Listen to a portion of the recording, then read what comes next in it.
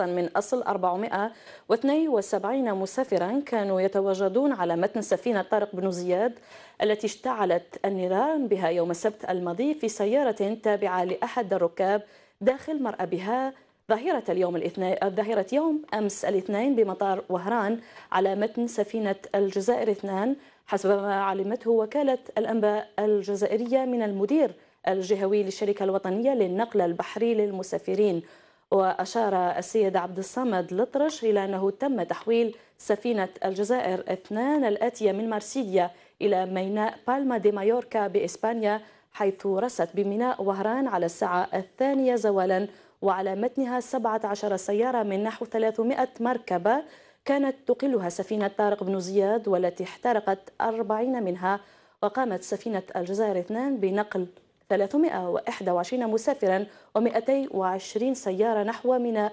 وهران، في حين انطلقت سفينة تاسيليا الناقلة لباقي الركاب نحو العاصمة على الساعة 7:33 بتوقيت الجزائر.